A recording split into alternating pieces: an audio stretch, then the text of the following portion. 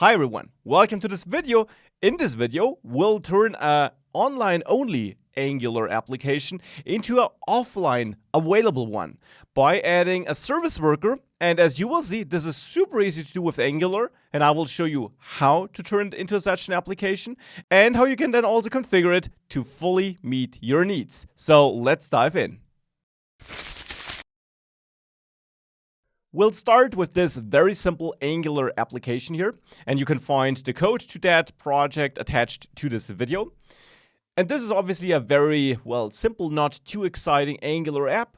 It is rendering a list of blog posts, dummy blog posts, which are fetched in our app component here from JSON placeholder. Well, that is just a page exposing a dummy REST API, which you can use to get some demo data to display on your page. You can also send dummy post requests to them and so on, but that's not what we'll do. We'll focus on getting data. So this is a normal Angular app, not too many features, but it represents a typical Angular app. We got more than one component, and we also got our posts. And if you watch closely, you see I'm also using some special font, which I'm actually pulling in my index.html file. Here, I'm importing this Oswald font here from Google Fonts.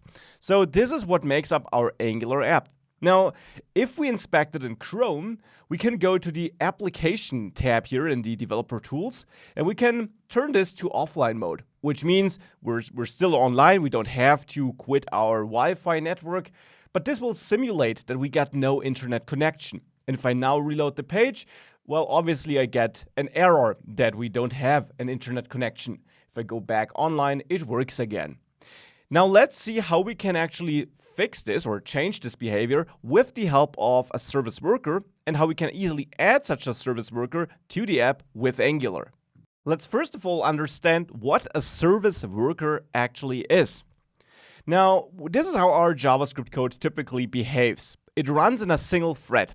That means our web application, which can consist of multiple pages, or in the case of an Angular app with one page only, this app often uses JavaScript. And if you're using Angular, you're of course using JavaScript because Angular uses JavaScript. So this JavaScript code, the entire Angular app, runs on one single thread. And JavaScript has its features to still handle asynchronous code and not block the execution. But this is all normal JavaScript. Now, JavaScript and the browser also offers us to run an additional thread. We can run a so-called web worker, and a special form of that is the service worker, on another thread. So this still then uses one and the same thread, but it's a different thread than your main JavaScript code. And the important part is that this thread is kind of decoupled from your HTML pages. So this means that this can also continue running in the background, for example, on your mobile phone. That is something mobile browsers typically offer. This can continue running, and it could therefore also do advanced things like receive push notifications. Take my full progressive web app course if you want to learn more about this. But one other crucial thing that a service worker can do is it can manage all your different pages in case you got multiple pages, or your single page if you're building an Angular app, and it can listen to outgoing networks requests. So it can listen to requests going out of your web page. For example, if you're fetching the assets of that web page, the CSS code, the font, the JavaScript, or also data from an API. The service worker can catch these outgoing requests and do something with them, like, for example, cache the responses in a special cache storage, or then also return these cached responses back to your page so that it also works if you got no internet connection. Of course, only if there is a cached version available. This is what the service worker does. It can be seen as a proxy between your app, your front-end app, and the HTTP request you're sending to the backend. It proxies that request, which means it catches it, does something with it, and might then allow it to still go on and leave the app, but it could also block this. Now, configuring such a service worker and writing it from scratch is something you can do, and something you'll learn in my full progressive web app course. There you also learn about features like push notifications and so on. For this video, we'll focus on how Angular can easily add such a service worker to our Angular app. because it turns out that there is a special package we can install. For that, let's quit ngserve. And now here it's important that you're using the latest CLI version for that project, and this project does. And then you can run ng-add to add a third-party package, but that's more than just a npm library, really some functionality to your app. And only some features can be added, because essentially this will execute a command which has to be defined by whichever package you are targeting. So not even close, not every third-party library supports this feature. But there is a special library which does support it, which you can target with @angular/pwa. And if you run this will actually configure your existing project to use the Angular service worker package and start with a pre-configured service worker. So it does a lot for you. You can already see it added some things to the index.html file, like the no script section to give a warning if JavaScript is turned off, because we need that, of course. We need it turned on. It loads this manifest here, which it also generated. Now, that is important for actually having a launcher icon for your app. If you have it on a mobile phone, you can even save it to the home screen and then start it with that. And you can define which icon that should use and so on. So that is the manifest.json file. Again, learn more in that course I mentioned. For us, interesting is the app module. Because in the app module, we are using a service worker module, which is imported from @Angular service worker. And this is really an official package of the Angular framework. And it does what it sounds like. It registers a service worker, which will be that proxy that catches outgoing requests and does something with them. And you will learn how to configure what it does to them later in this video, of course. We use it here by calling the register method, and there we target the ngswworker.js file, and you won't find that file here. And the reason for that is that this file will actually be auto-generated. It will be generated during the build process, and it will be in the dist folder, therefore, and it will hold your service worker, which will contain a lot of functionality which you don't have to and typically don't want to write on your own. And here it's also configured to only be added if you're building for production.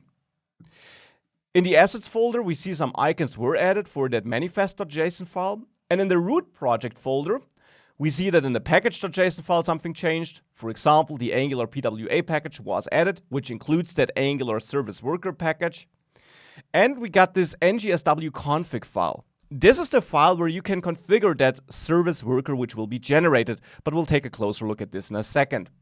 The angular.json file, which manages the CLI project, also was adjusted a little bit.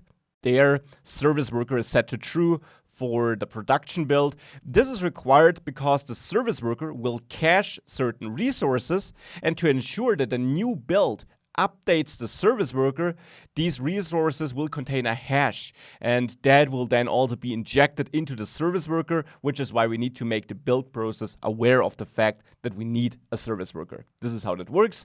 Now let's simply see that in action. Let's create a production build by running ng build --prod.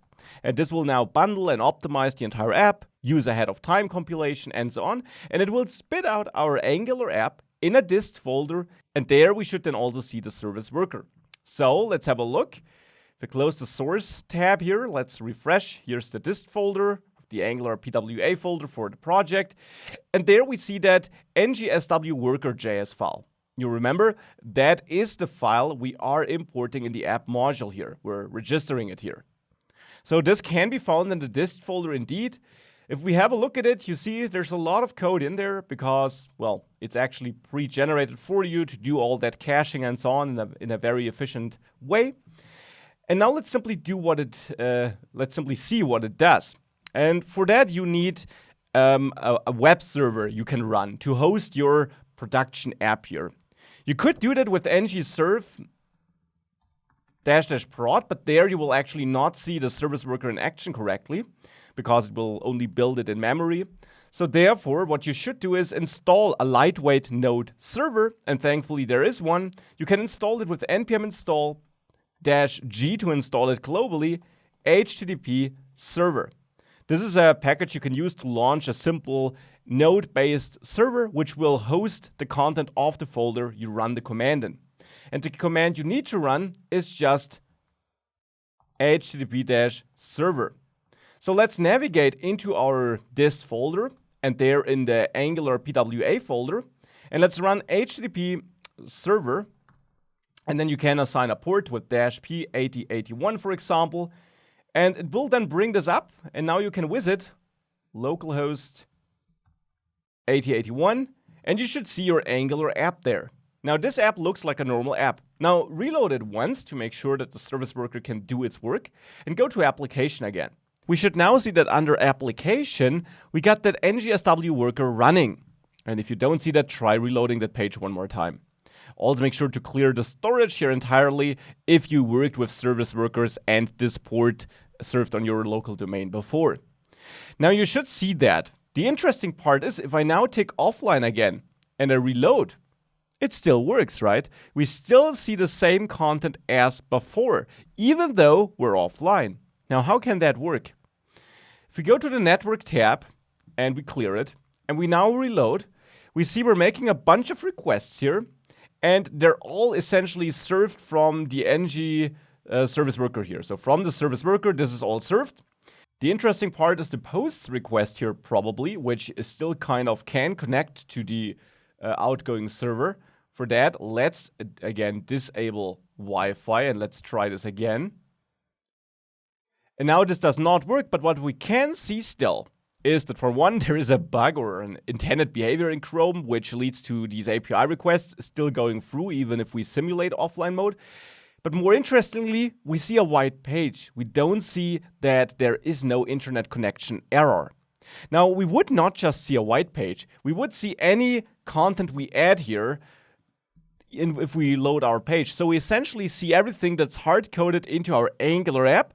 The dynamic content is missing. We'll take a look at this in a second, but all the hard-coded content is there, because what we can see in the network tab is that we're loading the main page, the styles, not the font, but the styles, the JavaScript files, all that is loaded from the service worker. And the failing things are the font and our posts. Let me turn Wi-Fi back on. And also leave that simulation mode, which didn't work too great, I guess. And now, of course, if I reload, it again works. And let's now change something. First of all, let's change something at the app component. There, I'll add a h1 tag where I say my posts. Now let's quit that HTTP server, go back into the main folder, and let's run ng-build --prod again. And let's see how this now changes the app, and if I'm right regarding my statement that hard-coded content would be cached. So let's wait for this to finish, for that build to finish. And once it's finished, let's go back into that dist folder, and there into that Angular PWA folder, and let's run our server command again. So HTTP server on that port. Let's reload the application here. And you might need to reload twice, and you should then see my posts. The reason for the double reload is that the service worker was loaded, and the service worker is aware of the fact that the index.html file changed, or that the script rendering content to it changed, to be precise, because of that hashing thing I mentioned. This hash table, which is automatically generated, and all the files having hashes, because by default it would of course fetch these resources from the cache, so we would see the old version. We don't want that, so we take the new version by, or we let us give the new version by using that Angular service worker package, which takes care about that hashing and the fact that the service worker is aware of the new version for us. So we got that. Now if I go offline again, you see that is also part of the loaded page, and if I go fully offline by turning off Wi-Fi, we still see that. So now the font and the API call, the API data is missing, I should say. So that is what I now want to change. And to change this and get that same page here when we're offline, whereas I'm getting when I'm online, we need to change the service worker config, which can be done in the ngsw config.json file. Now in this file, you can configure how the Angular service worker behaves. So let's take a closer look. Now this file is actually not that long. It's a JSON file, JSON format, And first of all, we have the index page. This indicates what is the root page of our app we want to cache and load. And that, of course, is the index.html file sitting directly in the root server folder we're serving from. And then we get a so-called asset group, or actually asset groups. It's an array. And in there, we got two asset groups, these objects which we have in there. Now, asset groups are configurations that define which static assets should be cached and how they should be cached. Dynamic assets, for example, would be the data from the API. So data we're fetching, which might change on that API. So it's not static, it changes frequently. Our HTML file, our JavaScript code will also change with every build, but after the build, it's static. It's not changing in some database or anything like that. So that's what an asset group is. We can give such a group a name, whichever name you like. And you can then define how should these assets be loaded. Prefetch means that when your page loads, Angular will go ahead, or the service worker will go ahead, and already prefetch all the assets which are specified in this asset group, which means it puts it into cache even if you haven't needed them yet. The alternative to prefetch is lazy. You can use that too, and that would only load them once you needed them at least once. The advantage of lazy is, of course, that you don't occupy all the bandwidth right at the beginning. The downside is that if you need it for the first time, it will not be there. So if the user loses the internet connection before the asset, let's say the CSS file, is required the first time, it will not work because it will not be cached. With prefetch, it will be cached even before you need it. There also is an update mode. I guess you can see it down there. Now, this is important for the case that you're pushing a new version of your Angular app and therefore also of your service worker to your server. And the user is already browsing on that server. And it will get informed about the new service worker. And now the service worker can already prefetch the updated assets or also load them lazily when they are required. Now, the assets which should be loaded are the resources then. Resources has one key property, the files, and there you have an array pointing to the files you want to cache. You can point at something like the index.html file, and this is always seen relative from the dist folder, so from the folder you will have in the end once you deploy this. But you can also set up patterns like every CSS file or every JavaScript file in the root folder. Or you could say every CSS file in any subfolder. This is what this pattern would say. So you can also set up glob patterns like this or directly point at the file you want to use. Without the hash, because you can't know the hash in advance, Angular will generate that automatically, will take the unhashed file names here, and then automatically generate a service worker which will take the hashes into account. Now here we get a second asset group for, well, basically all images we got and so on. It differs from the first one in regarding the fact that it's only preloading that if we need them, if we visited them or use them at least once. And this is leading to the behavior we have right now. Now we got one other static asset which is not included here. And that is our external font. It's not changing, or at least not regularly, so we can treat it as static. But it's not included here because it's not one of our files. But we can take it from the index.html file by just copying that entire link, which will be requested eventually. And then we can go back to the ngsw config file, and there we tell Angular that we also want to cache this. Now we don't add it to files because this is for local files. There is an additional resource type we can define, and that is URLs. It's also an array of strings, but here we put URLs like this one, which are reaching out to other servers to then fetch resources from there. With that added, let's save that file, quit your server down there, and let's go back into our root project folder, and let's create another build with ng-build prod, like this. And once this is done, and we revisit the dist folder and serve that again, we should see that the font is also loaded in an offline mode. So we go into the dist folder, into Angular PWA, rerun that HTTP server command, and let's reload that page. And with it reloaded, and you might also close it and open a new tab to ensure that the new service worker gets really loaded and it's not still using an old one. With that loaded, you can tick that offline box here again, or since I always needed to do that, simply turn the Wi-Fi off, Go to the network tab to see all requests and reload the page. And now you should see that the font here also is not marked as red, but is actually loading the font as it should. So this is now also working. It's now also fetching this, and we're still, or now again, able to use it in offline mode, that font. Now what about the API? Regarding the API, we can also prefetch this.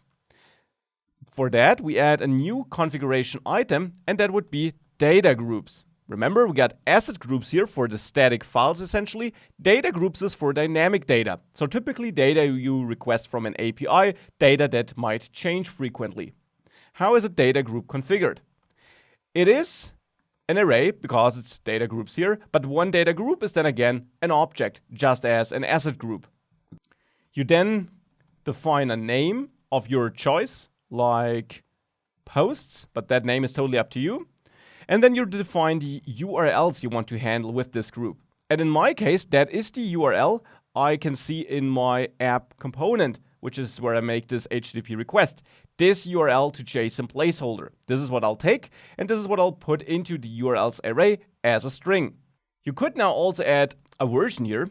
If you got an API which might have different versions and the version changed, then you could lock the version in here to, for example, cache different data pieces side by side for different API versions. Here I will not use the version. And instead, what you can add here is a cache config. This is another object where you can now in detail configure how this data should be cached. And for that, you can, for example, set a max size. This is a number, and this defines how many entries do you want to cache. And now that's important. This does not mean how many posts, for example. This means how many responses. Now for this single URL, we will only cache one response at a time. But if you had a more generic URL with a star, let's say, for different endpoints, then you might want to make sure that only for 10 outgoing requests, the answer was cached, to not pollute your cache and grow it infinitely, because your space is actually limited and managed by the browser, so you don't want to cache everything. So here we could say cache 5 responses. Again, for this example, it doesn't matter. We can then also add max age to define how old should the data in the cache be before we get rid of it and definitely fetch new data. Because you might want to fetch from cache first, to deliver something onto the screen as quick as possible, and then maybe reach out to more up-to-date data behind the scenes. But for that, you of course need to know, is the data in the cache still valid, or should I always fetch new data? This is defined as a string, which you write like this. You could say 1 day, or 12 hours, or 50 minutes. This is essentially the format you have. Details can be found in the official docs, and you find a link to that attached to this video too. So here I'll go with, let's say, 6 hours. And then you can also add a timeout. The timeout is defined in the same way. And there you could say, if I'm waiting for a response for, let's say, 10 seconds already, then I want to fall back to the cache and not wait longer, but I don't want to use the cache immediately. I want to wait for these 10 seconds at least. So I could say 10 seconds here. Last but not least, and that's important because it works together with the above values, the strategy. There you can have 2 types of strategy. Freshness, which means always try to reach out to the backend first and only use the cache if you're offline. Or performance. Performance tries to get something onto the screen as quick as possible, and it will take max age into account to know whether it should absolutely reach out to the backend or just use the cache value. On the other hand, freshness will take timeout into account to know how long to wait for a response before it uses the cache. So I will go with freshness here, and I will save this. And now you know the game. Let's go back and let's build this again with --prod.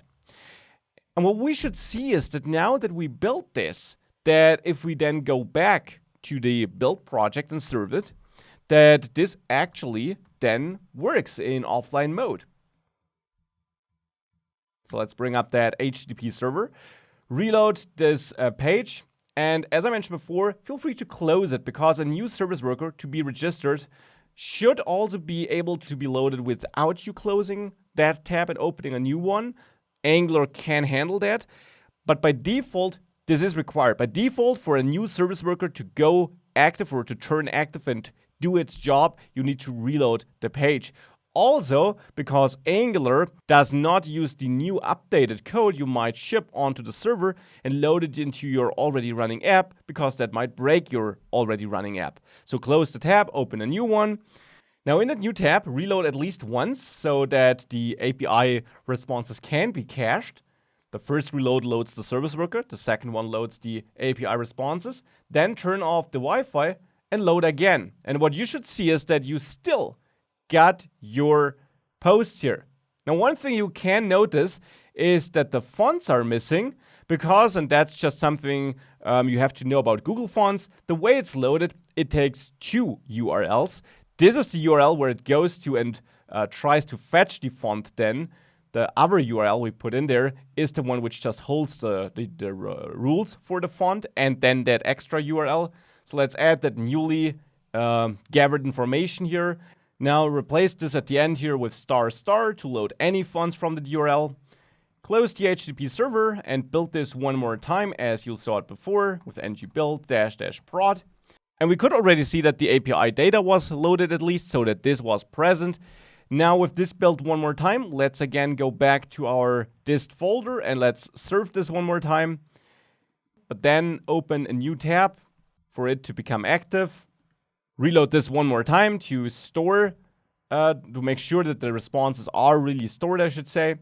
And now let's go offline again and reload this app.